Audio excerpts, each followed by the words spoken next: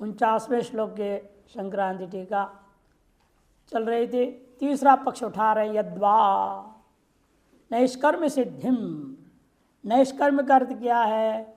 नैष्कर्म्यम निर्विशेष ब्रह्म भाव। निर्विशेष ब्रह्म भाव का नाम ही नैष्कर्म, क्रिया रहित स्वरूप। तत्प्राप्ति का नाम नैष्कर्म सिद्धि ही। ताम संन्यासेन अधिगच्छति, उसको संन्यास के द्वारा प्राप्त करता है। संन्यास का मतलब जो आगे कहे जाने वाले हैं, अहंकारम बलम दर्पम इति वक्ष्यमाण लक्षणेन हम आदि त्यागेन इत्यर्थ। आगे जो उसके प्रतिबंधक गिने जाएंगे उनके त्यागना ही वास्तव में संन्यास है। अहंकार है, बल है, दर्प है, ये सब को त्याग के करेंगे तद्वारा ही निर्विशेष ब्रह्म भाव प्राप्ति होगी। चौथा पक्ष ला रही यद्वा, अथवा यहीं पर जो कहा गया था स्वकरुणात्म अभ्यर्चित न्यायेन मुमुक्षो सात्विक सात्विक बुद्धि श्रद्धादिभिर्युक्तस्य सात्विकेनैव कर्मणा वैदिकेन अनेक जन भी समाराधित परमेश्वरानुग्रहात् सौपात्य सत्व शुद्ध है तथा सकृत उपदेश मात्रेण संप्राप्त आत्मविज्ञान से पंडितस्य तो स्वकरुणात्म सिद्धि में मानव जो कहा गया था, उस युक्ति के आधार पर मुमुक्षु जो सात्विक मुमुक्षु है, राजसिक मुमुक्षु भी होते हैं, तामसिक मुमुक्षु भी होते हैं। इसका मतलब ये हुआ, इसलिए विशेषण दे रहे सात्विक मुमुक्ष हो। सात्विक बुद्धि श्रद्धा भी, सात्विक बुद्धि सात्विकी श्रद्धा आदि के द्वारा युक्त होकर के सात्विके नैव कर्मणा, सात्विक कर्म के द्वारा, वो भी वैदिक कर्म के द्वारा अनेक जन्मों से सम्यक प्रकार से आराधना करने पर वह परमेश्वर के अनुग्रह का पात्र हो जाता है और उस अनुग्रह से सम्यक उपात्त सत्व शुद्ध है, प्राप्त कर लिया अंतःकरण शुद्धि। ततः सकृत उपदेश मात्रेण, पूर्ण अंतःकरण शुद्ध हो गया, तब गुरुमुख से भले ही अनेक जन्मों से वेदांत सुनते आ रहा है, इस अंतिम जन्म में एक बार गुरुमुख से सुनने मात्र से ही संप्राप्त आत्मतत्व ज्ञान से पंडित से सम्यक पर प्राप्त आत्मविज्ञान वाला जो पंडित है, निध्यासन में संयुक्त है, तो तेहस्म पुत्रेशनयाश्च वित्तेशनयाश्च लोकेशनयाश्च इत्यादि श्रुतियुक्त प्रकारेण सर्वकर्म संन्यास एवं अधिकारो न कथंचित कर्मणि बोधयितुम। ऐसे व्यक्ति को सर्वकर्म में संन्यास ही अधिकार होता है कि उसके अंदर पुत्रेशना वित्तेशना लोकेशना से रहित होने के कारण से किसी प्रकार से भी कर्म में अधिकार नहीं रह जाता। यदि बोधयितुम एवं लक्षण सैव संन्यास योग्यत्व, इस प्रकार का व्यक्ति में ही संन्यास योग्यता रहती है। इति अधिकारी लक्षणानि वदन परिपक्व अंतःकरण से, अधिकारी लक्षणों का कथन करता हुआ परिपक्व अंतःकरण वाले को ही नैष्कर्म सिद्धि प्रतिपादयति, उसके लिए ही नैष्कर्म सिद्धि की प्रतिपादन कर रहे हैं असक्त बुद्ध इत्यादि के द्वारा। इस प्रकार से चार विकल्प समझाया, चार पक्ष उठा करके इस पंक्ति को। असक्त बुद्धि मन सर्वत्र पुत्र मित्र कलत्र धनादिषु असक्ता शक्तिर्वन मोहाद अनुरक्ति तद्रहितत्वाद असक्ता राग ममता आदि दोष निर्मुक्ता बुद्धि यस्य सो असक्त बुद्धि। सर्वत्र पुत्र मित्र कलत्र धन धान्य आदियों में असक्ता मैंने शक्ति कार्य तो पहले पकड़ दो, तभी तो असक्ता समझ में आएगा। तो इसलिए कहते शक्ति बने मोह के वजह से अनुराग हो जाना, तद रहित होने के नाते वह असक्त कहा जाता है।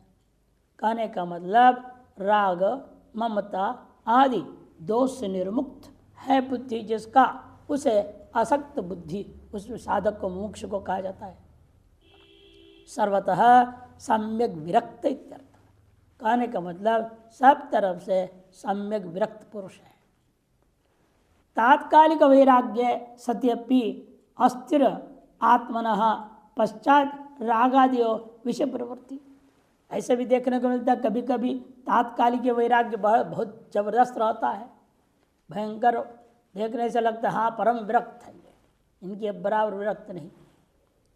एक बार हमने देखा था तो नवंबर के शायद 1984 नवंबर में देखा था, ठंड में, ठंडी उस समय और ज़्यादा ठंड होता था। इस समय जो ठंड देख रही उस समय अक्टूबर में हुआ करता था। और उसे नंगे जा रहा था, बिल्कुल नंगा, पैदल जा रहा है, बद्रीनाथ जा रहा है, पता नहीं कहाँ जा रहा था, पता नहीं तो क्या मन में आया। मैं कालीकम से भिक्षा लेके आ रहा था, वो उस तरफ जा रहा था, उसको देखा मैंने, लेकिन मैं क्यों बोलूँ कुछ। इन्होंने अपने आप आगे आते आते जो बालाजी मंदिर है उसके पास आते तो वो भी मेरे पास आ गया। और मैं तो कपड़ा पहना हुआ था। बोलते महाराज आपको ठंड लगता है? मैं समझ गई थोड़ा ज़्यादा कुतर खोपड़ी वाला है और वैराग्य चढ़ा हुआ है, ऐसा वैराग्य नशा में है ये तो हमने कहा शरीर को ठंड लगता है, मैं क्या करूं। वो चुप हो गया थोड़ी देर, देखते रहा मेरे को। जवाब ऐसे मिला ना, अरे शरीर को ठंड लगेगा, आत्मा को थोड़ी लग रहा है। मैं से तो मेरे क्या आपको ठंड लगता है का मतलब आपसे क्या अर्थ दूंगा। आत्मा लूंगा तो ठंड नहीं लगता है, शरीर लूंगा तो ठंड लगी रहती है, तो पहना हूं। फिर थोड़ी देर चल, फिर मेरे को तो नहीं लगता। हाँ भाई आप तो भाई परम विरक्त महात्मा हो, आपको नहीं लगेगा, लेकिन थोड़ी देर बाद समझ में आएगी किसको लगता है किसको नहीं लगता है। करते करते यहाँ काफ़ी आगे आ गए। जब हम कैलाश में मुड़ने वाले, मैंने कहा देखो इस समय आपको वैराग्य का नशा चढ़ा है, ये वैराग्य नहीं है। जब नशा उतरेगा तो पता चलेगा। जाइए बोला तो मैं ऊपर चला गया। पता नहीं कहाँ गया, कहाँ ठंड में था पता नहीं, हालत उसे खराब हो गई। मार्च महीने में वापस आया, कैलाश आश्रम में आया 1985 के मार्च में। मुझे देखकर दूर से प्रणाम करता है, तो आपने जो कहो ठीक है, अब मैं भी कपड़ा पहन लिया हूँ। एक तात्कालिक वैराग्य से काम चलता नहीं। तात्कालिक वैराग्य सत्य भी अस्थिर आत्मना पश्चात रागादियो विषय प्रवृत्ति, इन बाद पुनः रागादियो लग करके विषय प्रवृत्ति हो जाएगी। तया पातित्यंच स्यात्, उससे उपपतित हो जाएगा, पतन हो जाएगा। अतः तद अभावेन भवितव्यम् मिथ्या, उसके तारश तात्कालिक वैराग्य नहीं बल्कि स्थायी वैराग्य होना चाहिए, और साथ साथ एतर्ष रागादि विषय प्रवृत्ति से रहित होना चाहिए। इस बात को बताने के लिए विशेषण और दे दिया, जितात्मा इति। जितो निर्जिता तीव्र मुमुक्षया मुहुर्मुहुर विषय दोष संदर्शनेन तद उदित तीव्र वैराग्येण इति। जीत लिया है, क्या जीत लिया? निर्जितः तीव्र मोक्षा, तीव्र मोक्षा के द्वारा जीत लिया। बारंबार विशेषण दोष दर्शन के द्वारा उससे उत्पन्न तीव्र वैराग्य, तात्कालिक वैराग्य नहीं, वास्तविक तीव्र वैराग्य न तेषु बंधकत्व बुद्धिया भयेन च असत्व ज्ञानेन च, उनमें जो है बंधकत्व बुद्धि है, अतएव उनसे संबंध रखने हैं भयभीत हो जाता है, और साथ साथ मिथ्यात्व चिंतन भी है उसके अंदर। सम्यक विषय वैमुख्यम गमिता आत्मा मनो यस स जितात्मा, ऐसे सम्यक प्रकार से विषय से विमुखता को प्राप्त कर लिया है अंतःकरण मन जिसका, उसे कहते हैं जितात्मा। वशीकृत चित्त इत्यर्थ, जिसने अपने चित्त को अपने वश में पूर्णतया ग्रहण कर लिया है।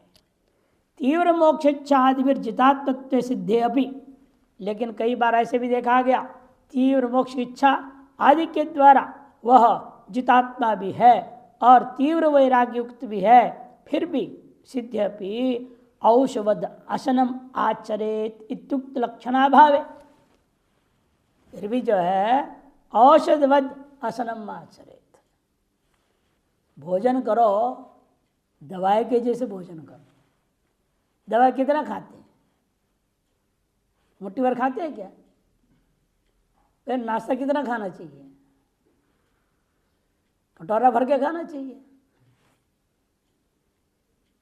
अरे भोजन उतनी करो जितने शरीर को साधना में टिके रहने के लिए आवश्यक है। अधिक लोगे तो आलस पड़ेगा, निद्रा आएगी, खाए नहीं, लत पत पड़ गया। और कम खाओगे गर्मी ऐसे लक्षण आ जाएगी अंदर, जब करते करते ही, ध्यान करते करते नींद आ जाएगी, वहीं लुढ़कने लगेगा।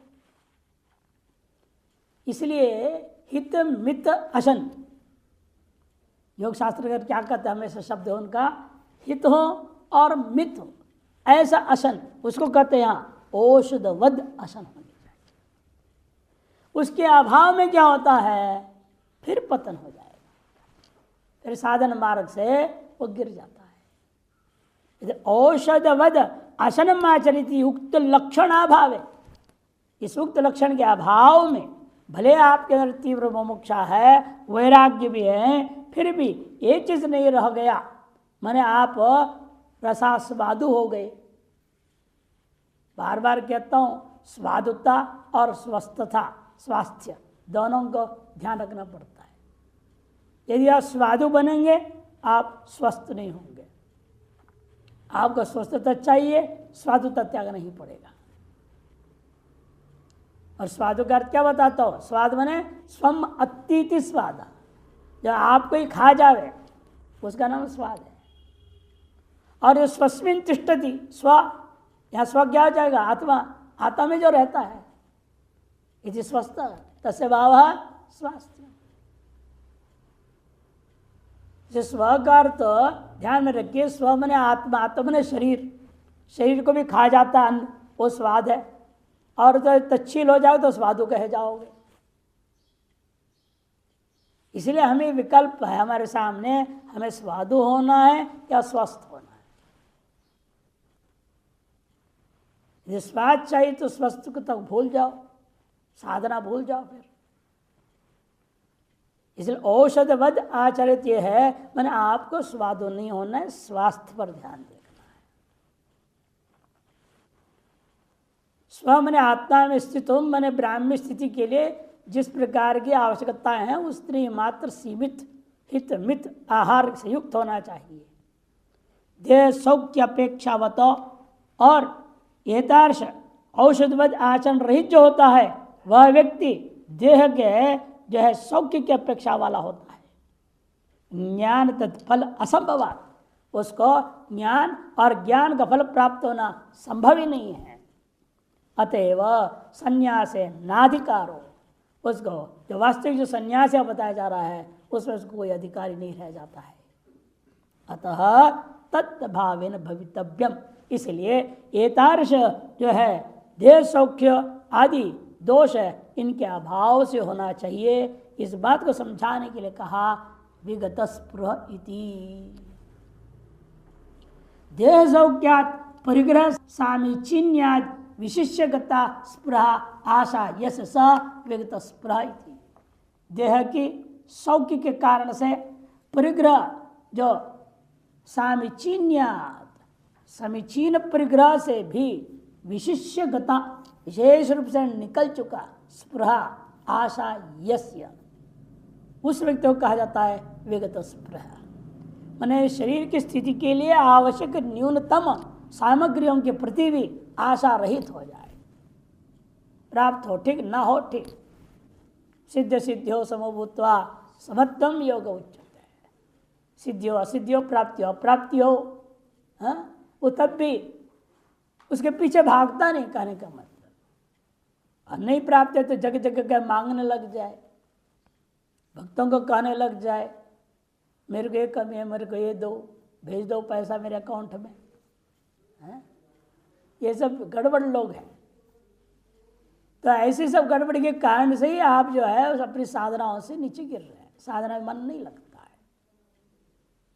है जितना मिल गया है, जितना यदि इच्छा लाभ ने संतुष्ट, भगवान पूर्व में कह चुके हैं, जो आपके प्रारब्ध कर्मानुसार है ना आपको प्राप्त हो रहा है उतने में ही संतुष्ट हो, किसी कोई चीज़ मांगना ही नहीं, बोलना ही नहीं।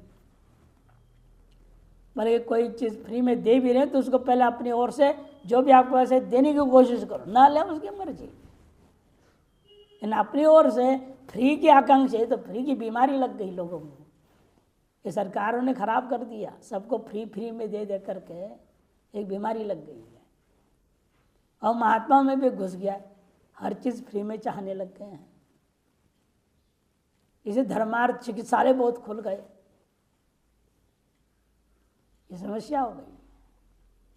हम लोगों को भी दवाएं फ्री में दे देते हैं, डॉक्टर लोग भी देते हैं, बड़ा संकोच होता है लेने को। क्या करें, उनकी अपनी श्रद्धा भक्ति भाव से भी दे रहे, सेवा भाव से ही दे रहे हैं, तब तो कोई बात नहीं। तो कहते चलो भाई देखते हैं। तो इसीलिए बहुत सावधान रहना पड़ता है इन चीज़ों में। देह भरण अपेक्षा रहित इत्यर्थ, देह की भरण की अपेक्षा से रहित रहता है। एवं लक्षण लक्षित शुद्धात्मा, इतर लक्षणों से लक्षित शुद्ध अंतःकरण वाला सदगुरु प्रसादात विज्ञात आत्मस्वरूप, और सदगुरु की कृपा से विज्ञात है आत्मस्वरूप जो ऐसा जो मुमुक्षुर विद्वान नैष्कर्म सिद्धिम श्रोत स्मारता सर्वकर्मभ्यो निर्गत यस निष्कर्मा तस्य भाव नैष्कर्म्यम विहित प्रसिद्धादि सर्वकर्म संबंध राहित्येन अवस्थानम नैष्कर्म्यम कर्म तद विध्योर अविषेक्त तस्य प्राप्ति नैष्कर्म सिद्धि ताम परमाम परपुरुषार्थस्य मोक्षस्य इत्यादि। इस प्रकार से लक्षण से लक्षित शुद्ध अंतःकरण वाला सद्गुरु कृपा से सम्यक प्रकार से आत्मस्वरूप विज्ञात हो गया, ऐसे जो मुमुक्ष विद्वान है वह नैष्कर्म सिद्धिम अधिगच्छति। और नैष्कर्म सिद्धिम का फिर एक व्याख्या कर रहे हैं यहाँ, श्रौत स्मार्त आदि सर्व कर्मों से निर्गत हो गया। या कर्म से सीधा पहले जैसे वो से नहीं ले रहे, नैष्कर्म सिद्धि क्या लिए थे पहले, साक्षात ब्रह्माव भाव में स्थिति है ना। आप करें नहीं, कर्म ने कर्म ही ले लो, श्रुत श्रोत स्मार्त कर्म, उससे निर्गत हो गया, उससे निकल गया। यह स निष्कर्मा, उस व्यक्ति को कहेंगे निष्कर्मा। तस्य भाव, उसके भाव का नाम नैष्कर्म्य, उसका स्वरूप उसका धर्म का नाम नैष्कर्म्यम।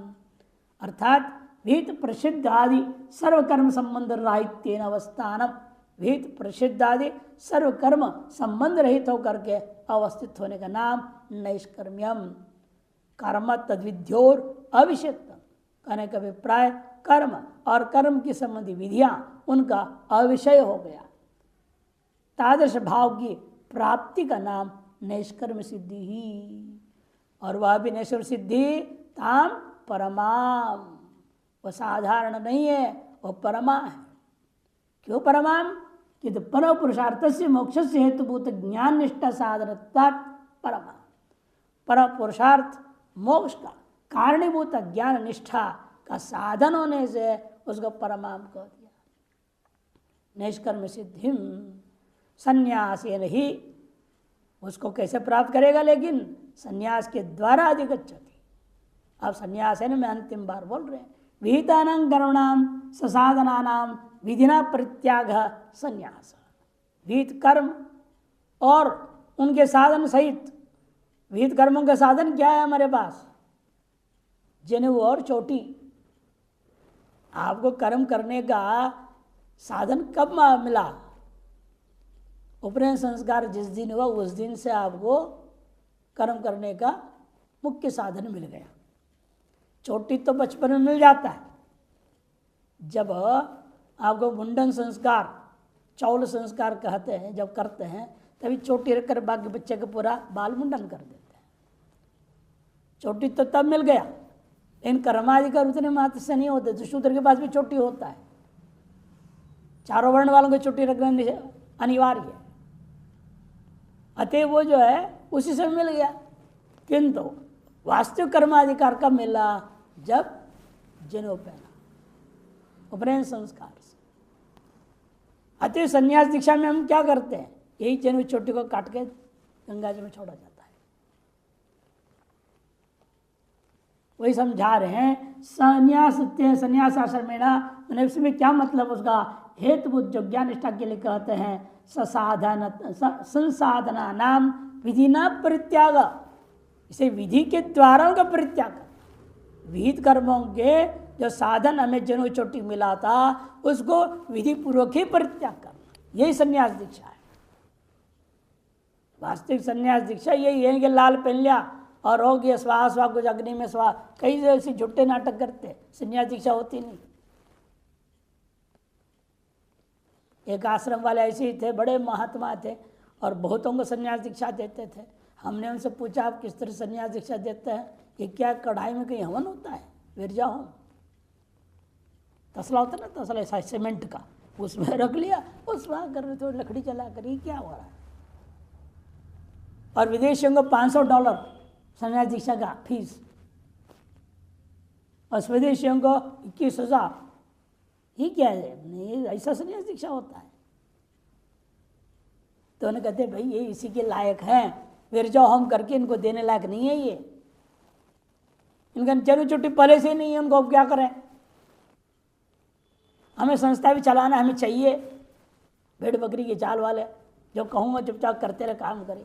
इसलिए ऐसे ही संन्यास दीक्षा के लायक है। उसे तांत्रिक संन्यास दीक्षा बोल दिया। तांत्रिक संन्यास दीक्षा हम दे रहे, वैदिक नहीं दे रहा हूँ। लेकिन ठीक है महाराज, आपकी कृपा, आप जैसे चाहो वैसे करो। ये सब देख के बड़ा आश्चर्य होता था। देख लो कैसे कैसे लोग, कलयुग के प्रभाव क्या हो रहा है। लेकिन इसलिए इन्होंने बहुत सुंदर कहा यहाँ पर, विहित कर्मों का साधन विधि के द्वारा परित्याग करना, तार संन्यास, तेन संन्यास आश्रमेण, संन्यास दीक्षा पाकर इस प्रकार से संन्यास आश्रम प्रवेश कर गया। अब वहाँ पर कोई काम नहीं उसका, केवल वेदांत को सुनना, वेदांत का जुगाली करना, सुनाना, चिंतन करना, जहाँ जहाँ गप सब वेदांत का ही करना और कुछ नहीं करना। 24 घंटा वेदांत ही सोचना, समझना, बोलना, काया वाचा मनसा वेदांत को ही लेकर व्यवहार में उतारना है। यही संन्यास आश्रम का वास्तविक नियम, उसको करता हुआ रह रहा है। यति धर्मेण नहीं गच्छति, कहता है यति धर्म के द्वारा ही वह उसको अधिगच्छति, उतार निष्कर्ष सिद्धि को वह प्राप्त कर लेता है। नो ब्रह्मचर्य आश्रम नापि गारस्थ्य न नापिच वानप्रस्थ्य न निष्कर्ष सिद्धि। कहने का अभिप्राय ब्रह्मचर्य आश्रम, गारस्थ्य आश्रम, वानप्रस्थ आश्रम से, इनमें से किसी से भी आपको नैष्कर्म सिद्धि नहीं हो सकती है। अतो ब्रह्मविद नैष्कर्म्यम संन्यासे नहीं प्राप्तव्यम इति सिद्धम। इस ब्रह्मवेत्ता जो मुक्षु है, जिज्ञासु है, उसको नैष्कर्म की सिद्धि संन्यास प्राप्ति के द्वारा ही अवश्य करना चाहिए। ये बात यहाँ सिद्ध हो गया। हमेशा संग्राम जी बड़े जबरदस्त इसी तरफ घटाते, हमेशा वो दया नहीं करते किसी पर भी, वो सन्यासी पर भी दया नहीं करते, और ठोक बजा के बोलते भैया मानना तो मानो, ये सिद्धांत है असली। टिप्पणकार कहते हैं देखो, कस्तरी सर्वकर्म संन्यासम अधिकरोति चेत आहा। फिर सर्वकर्म संन्यास का अधिकार किसको है? ऐसे पूछे जाने पर कहा जा रहा है असक्तेति तथा श्रुति तस्मादेवं विक्षांतो दान्तो परदस्ति दिक्षो समाहितो भूत्वा आत्मन्यव आत्मानं पश्येत। बृहदारण्यक उपनिषद है। तस्माद एवं वित्त, जिस प्रकार जब परोक्ष ब्रह्म ज्ञान गुरुमुख से प्राप्त कर लिया, उसका कर्तव्य क्या रह जाता है? अभी शांतो दान्तो परदस्ति दिक्षो हो।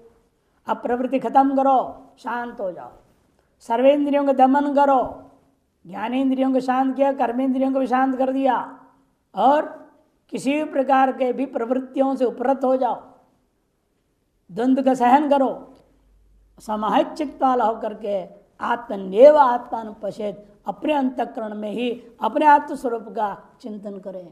इति स्मृतेश्च सत्यानृते सुख दुखे वेदानिमं लोकम अमुंच परित्यज्य आत्मना आत्मानं अन्विच्छेद। सत्यानृते सुख दुखे वेदान इमं लोकम अमुंच। सत्य, अनृत, सुख, दुख, सकल वेद, यह लोक परलोक सारे चीजों को परित्याग करके आत्मना अपने अंतःकरण से अपने आत्मस्वरूप का अन्विच्छेद अन्वेषण करो। इति अत्रापि च उत्तम, गीता जी में भी कहा दिया, सर्वकर्माणि मनसा संन्यस्यास्ते सुखम वशी नवद्वारे पुरे देहि नैव कुर्वन्न कारयन्निति। संन्यास नित्यत्र हेत्वर्ते इत्तंभूत लक्षण एवं तृतीया।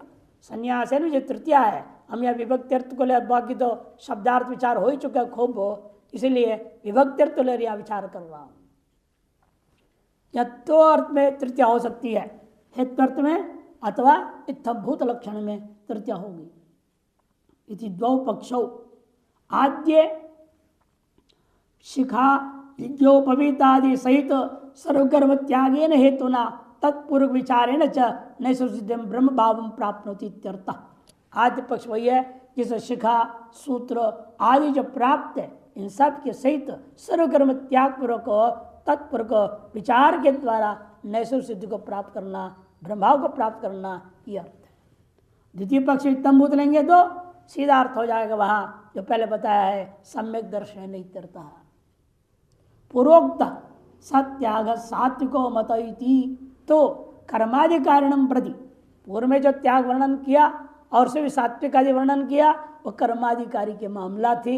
ये संन्यासाधिकारी ज्ञानाधिकारी का मामला वह नहीं था।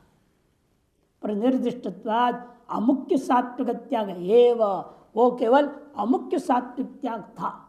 अत्र तो न केवल संग फलयोस्त्यागिष्ट, केवल संग और फल इत्याग इतना मात्र इष्ट नहीं है, किंतु सर्वकर्म त्याग एव इति वैषम्यम बोध्यम मोक्ष प्रदत्तात्। सर्वकर्म त्याग को यहाँ पर लेना चाहिए, यह दोनों में फर्क को अच्छी तरह से ग्रहण कर लेना चाहिए, क्योंकि यहाँ जो त्याग की बात आई है यह मोक्ष प्रदायक की बात है।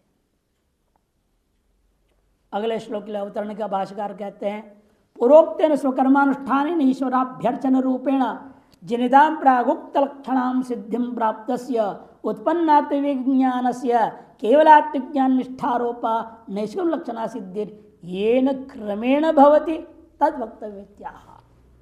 पूर्वोक्त स्वकर्म अनुष्ठान के द्वारा ईश्वर की पूजा करके उत्पन्न जो प्रागुक्त लक्षण वाला जो सिद्धि है, नैष्कर्म सिद्धि जब प्राप्त हो जाए, तब उत्पन्न आत्मविवेक ज्ञान से उत्पन्न हो गया है आत्मविषय विवेक ज्ञान, केवल आत्मज्ञान निष्ठा रूपा निष्कर्म लक्षणा, केवल आत्मज्ञान निष्ठा रूपा जो निष्कर्म रूपा सिद्धि है, ये न क्रमेण भवति, वह जिस क्रम से एतार सिद्धि की प्राप्ति होती है वह क्रम बताना बाकी है, क्रम बताने के लिए आरंभ कर रहे हैं, ऐसे भाष्यकार का कहना है।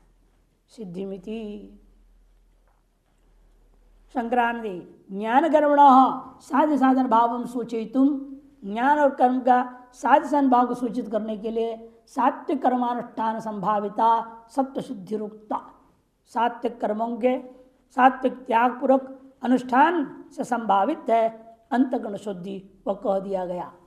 तथा संप्राप्त तत्व विवेक ज्ञानारूढ़ विधेय कैवल्य सिद्धि कारण से ज्ञान से अप्रतिबद्धत्व सिद्धये। अब सम्यक प्राप्त तत्व विवेक ज्ञान में आरूढ़ हो गया ऐसा जो यति है, उसके लिए विधेय कैवल्य की सिद्धि का कारणभूता ज्ञान अप्रतिबद्ध हो, उसकी सिद्धि के लिए नियमेन क्रमेण कर्तव्याम ज्ञानिष्ठाम सब प्रकारम ज्ञान फलंच निरूपित महा, उसके लिए नियमित रूपेण क्रम से कर्तव्य भूता जो ज्ञान निष्ठा है, और वह भी सब प्रकाराम ज्ञान निष्ठाम, और ज्ञान फलंच, और ज्ञान का फल उसको निरूपण करने के लिए आगे कथन करते हैं। सिद्धिं प्राप्तो यथा ब्रह्म तथाप्नोति निबोध में समासेनैव कौन्तेय निष्ठा ज्ञानस्य या परा। सिद्धिं प्राप्तो यथा ब्रह्म तथाप्नोति निबोध में समासेनैव कौन्तेय निष्ठा ज्ञानस्य या परा।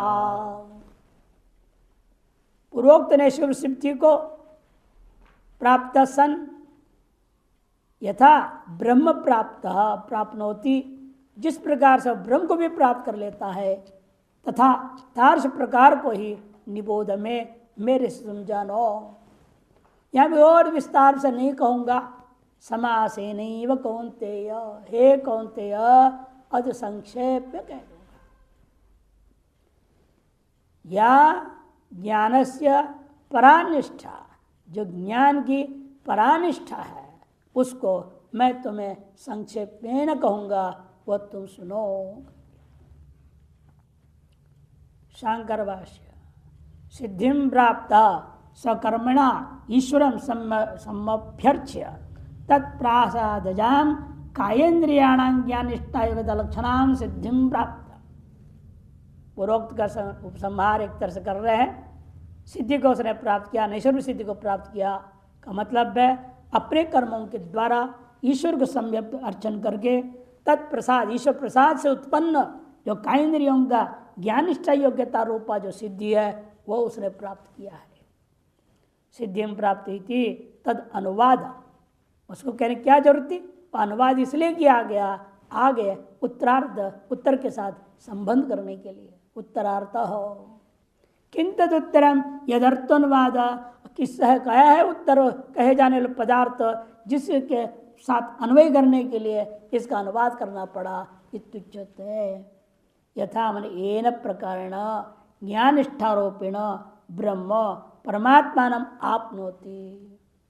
यथा मन एन प्रकार, जिस प्रकार से ज्ञान निष्ठारोपेण, ज्ञान निष्ठारोपा प्रकार के द्वारा वह ब्रह्म मन परमात्मा भाव को प्राप्त करता है, तथा मन तम प्रकार ज्ञान निष्ठा प्राप्ति क्रमम, ज्ञान निष्ठा प्राप्ति क्रम में मम वचनात् निबोध तम निश्चयेन अवधारय इत्यतः। उस जिस क्रम से वह ज्ञान निष्ठा को प्राप्त करेगा वह क्रम को मेरे वचनों से तुम जानो, निश्चय पर का अवधारण कर लो। किम विस्तरेण, अब फिर ये 100 श्लोक और सुनाओगे क्या विस्तार से? कहते न इत्याह समासेन इति। प्रश्न उठा कि विस्तरेण न इत्याह समासेनैव संक्षेपेणैव एकौन्तेय कि यहाँ अब आगे हम मार्ग पहुँची गए नज़दीक, फिर और क्या लंबा यात्रा बताएंगे। सारा मार्ग तय कर लिया, पार कर गए, अब बद्रीनाथ बिल्कुल द्वार पे पहुँच चुके हैं और वहाँ से कितना दूर कोई पूछेगा अब क्या और 100 किलोमीटर बताएंगे? अरे बस 10 कदम आगे ही है, ज़्यादा दूर नहीं है। उसी पर यहाँ पर भी कहना पड़ेगा। अभी अर्जुन को यहाँ तक बहुत करा चुके हैं और क्या ज़्यादा कहना बाकी रह गया। इसे संक्षेप में ना उसको तुमको प्रकार बता दूंगा, क्रम बता दूंगा बस। हे कौन्तेयो यथा ब्रह्म प्राप्ति तथा निबोधयति, जिस प्रकार से ब्रह्म भाव की प्राप्ति होती है वह क्रम को तुम मुझसे जानो। अनेन या प्रतिज्ञाता ब्रह्म प्राप्ति ताम इदंतया दर्शितुम आह निष्ठा ज्ञानस्य या परा इति। इस प्रकार से अनेन क्रमेण या प्रतिज्ञात ब्रह्म प्राप्ति, जो ब्रह्म प्राप्ति की प्रतिज्ञा की गई है, ताम इदंत या दर्शितुम, उसी को इदम रूपेण दर्शाने के लिए निष्ठा ज्ञान से अपरा इन शब्दों से कह दिया गया। निष्ठा मने पर्यवसानम परिसमाप्ति नितराम स्थिति, और कोई चहल पहल नहीं, खत्म सब चहल पहल, उसी के नाम निष्ठा। श्रद्धा और निष्ठा में इसलिए बहुत फर्क है। इसे चांदोग्य उपनिषद में श्रद्धा के बाद निष्ठा वर्णन किया गया क्रम में। निष्ठा पर्यवसानम परिसमाप्ति कस्य, किसकी निष्ठा की बात कर रहे हो आप? किसका पर्यवसान हो रहा है? ब्रह्म ज्ञानस्य या परा परिसमाप्ति, ब्रह्म ज्ञान की जो अंतिम अवधि है वो हम बताने जा रहे हैं। तब तक आपको ब्रह्म ज्ञान का आवृत्ति, अखंडाकार वृत्ति, अभ्यास छोड़ना नहीं है। इसे पहले कहा ना, औषधवद असनम आचरेत, जैसा वैसे यहाँ पर भी आपको छोड़ना नहीं है, थोड़ा थोड़ा अभ्यास बनाए रखना है। कब तक बनाए रखना, वही अवधि निर्णय करने के लिए आरंभ होगा। कीदृशी सा यादृशम आत्मज्ञानम, कीदृशी सा किस प्रकार का है वो? जिस प्रकार का आत्मज्ञान है वो हम तो बता नहीं। कीदृक तत् यादृश आत्मा, किस प्रकार का है वो आत्मज्ञान? जैसा आत्मा वैसा ज्ञान उसका। ऐसे बड़ा सुंदर कार्य है। अरे जैसा आत्मा है वैसे उसका ज्ञान भी होगा। कीदृशोसो, कैसे वो आत्मा है, यादृश भगवत उक्त, जैसे भगवान के द्वारा कहा गया है। उपनिषद वाक्यश्च न्यायतश्च सिद्ध, उपनिषद वाक्यों के द्वारा और न्याय से भी सिद्ध है वो आत्मा का स्वरूप है। सत्य में अनंतम ब्रह्म कह दिया गया, अनुभूति का स्वरूप भी बता दिया, अहम ब्रह्मास्मि, उपनिषदों के द्वारा कह दिया गया। न्यायत्व भी सिद्ध है। न्याय क्या दिया था, पहला ही प्रकरण पंचदशी में, आत्मा सच्चिदानंद रूप परम प्रेमास्पदत्वात् हेतु दिया, इसलिए आनंद रूप है तभी तो ब्रह्म प्रचोद हुआ। यन्यम तन्मे था पुत्रादि सुगम इति। आत्मा जो है परमानंद स्वरूप है, क्यों, परम प्रेमास्पद होने के कारण से। जो परम प्रेमास्पद नहीं है और परम आनंद स्वरूप भी नहीं है, जैसे कि पुत्रादि होता है। और उसके लिए पूरा आपके द्वितीय और चतुर्थ अध्यायों में मैत्री ब्राह्मण आया हुआ है। आत्मस्तु कामाय सर्वं प्रियम भवति तदे तद प्रिय पुत्रात् प्रिय वित्तात् प्रिय अन्यस्मात् सर्वस्मात्, आया था ना बृहदारण्यक में। पुत्र से भी प्रिय है, वित्त से भी प्रिय है, और अधिक क्या कहा जाए, सारे संसार से भी प्रिय है। ऐसा ये जो आत्मा है, वही उपनिषत्सु और न्यायतश्च सिद्धा ननु विषयाकार ज्ञान न विषयो नाप्याकारवान आत्मा इष्यते क्वचित। विषयाकार ज्ञान यदि है वह न विषयो नाप्याकारवान आत्मा, न आत्मा विषय हो सकता है, न आत्मा विषयाकार वाला हो सकता है। ऐसे कहीं भी कहा नहीं गया, नहीं सत्य क्वचित। यदि एक देशी बीच में कहते ननु आदित्य वर्णो भारोप स्वयं ज्योति इति आकारोत्तम आत्मा श्रूयते न तमरूपत्व प्रषेदार्थत्तात्यशाम वाक्या नाम। एक देशी ने कहा आदित्य वर्णो भारोप स्वयं ज्योति इत्यादि आकारवत्व आत्मा का श्रवण है, कहते न, पूर्व ऐसा नहीं, वो केवल तमोरूपत्व का प्रच्छेद करने के लिए था। तमोरूपत्व प्रषेदार्थत्व तेषाम वाक्या नाम। द्रव्य गुणात्याकार प्रषेधे आत्मस्तमोरूपत्व प्राप्त, कि द्रव्य गुणात्याकार प्रषेध करने पर आत्मा में तमोरूपत्व की प्राप्ति हो रही थी। तत्प्रषेधार्थ अर्थानी आदित्य वर्णम इत्यादि वाक्यानि,